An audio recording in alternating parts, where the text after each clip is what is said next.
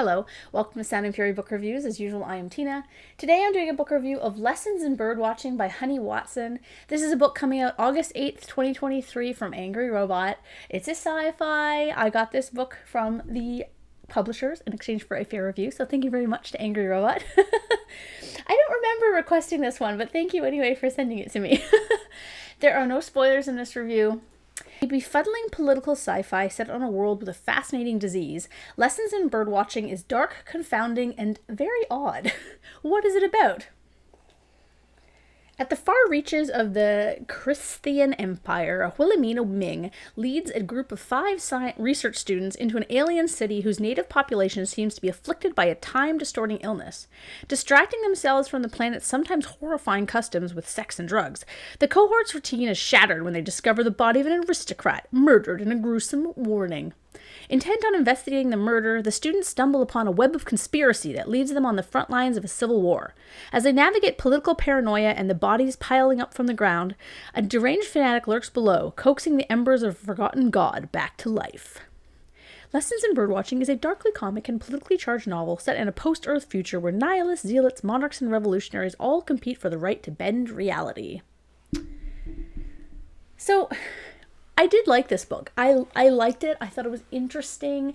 It didn't go where I expected. But this is one of those books where I think I'm missing something, or perhaps missing a few things. I'm not sure if it was me not paying enough attention somehow, because I enjoy the author's style and the story moves at a great pace and doesn't go where you expect. So it's not like I was zoning out. Or if it's just a confusing book. First though, as I've said, I think this is the 3rd time, this book does not go or do what you expect. Much like the weird creature entity from the book itself, it often feels like a rolling bolus of bonkers. As such, it's quite compelling, despite how sometimes the book throws some really gross stuff at you. The imagery and the world building are immersive, as what seem like metaphors often turn into literal descriptions, giving the planet a sort of strangeness that is palpable. We aren't told much, being forced to infer the state of the planet and people and the mysterious time-bending disease, which I still don't fully understand, from the dialogue and action rather than info dumping, which I did appreciate. But at times, I guess I just felt a little lost. Here's an example. This is one of the more explanatory paragraphs in the book, and it raises more questions than answers. The vessel was an oddity of Christian generosity, a beetle-shaped 10-capacity oval with lively orange armchairs in a dark blue cabin. There was even a bar, and all of it demonically possessed in the same way as the train. These beasts, intangible and supposedly vicious, could be trapped in any material which had been native to abandoned Earth. They were not tameable, but they could be controlled, tormented artfully into moving any vehicle. Interesting, right? But this description happens 9 pages after this random one-off comment that I thought was a metaphor. The train's door rumbled to a close, its pistons relaxed into the same comfort that can be afforded to haunted metal. You know what I mean? Like, it's interesting that it does that. I liked that aspect of it, that you'd hear something and you'd be like, oh, that's a cool way of saying it, and then you find out that it's actually being literal. But we don't understand, but it's also not explained fully. Despite the many gruesome and gory and off-putting things that happen in the novel, it is funny at times, mainly in the dialogue. The main characters, except for one, are woefully inept at the situation they find themselves in, and their frustration and sometimes rants are quite entertaining. I will admit I laughed in a few places, as much as in others I was reading, like this. Yet, while the latter stuff is gross, it's somewhat palatable, perhaps because the prose is quite detached from the story. Yes, this does contradict what I said about the world building being immersive, I am aware, and therefore almost distances you from it. The book is also as bleak as a British period piece movie, so this stuff fits with the tone, or at least most of it. There were 2 things I don't think it needed gore-wise that were a bit kind of like, yeesh. But anyway. The plot, from what I gather, deals with political machinations and a fight for control over the planet's destiny within an expanding empire, but I wasn't entirely feeling the stakes. This could be because all the characters who have any sort of stake in the planet we either know nothing about or are incredibly unlikable.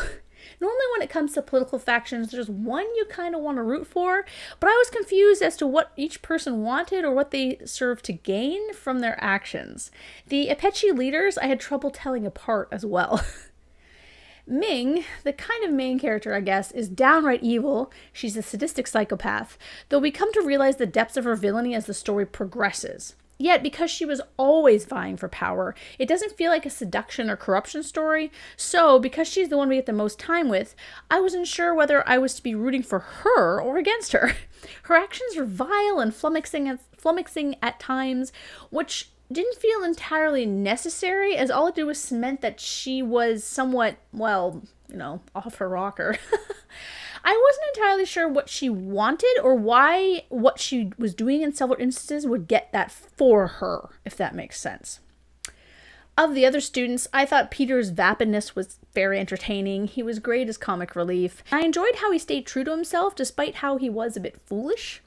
Jasif was the only one I really liked, but even then I wasn't quite sure what his goals were either, at least at the end.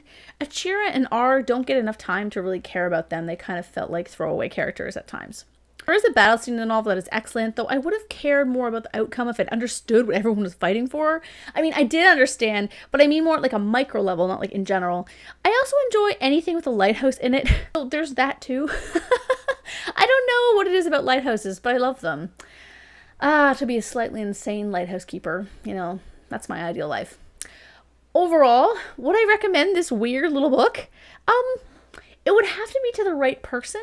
I'm not sure who that is, but I'm sure that they exist. I did enjoy it. It's just some things about it made me not love it. I definitely appreciate the ARC copy though. A physical ARC is amazing. And if I find anyone in my personal life who I know will want to read this, I will tell them to. Anyway, thanks for watching, and yeah.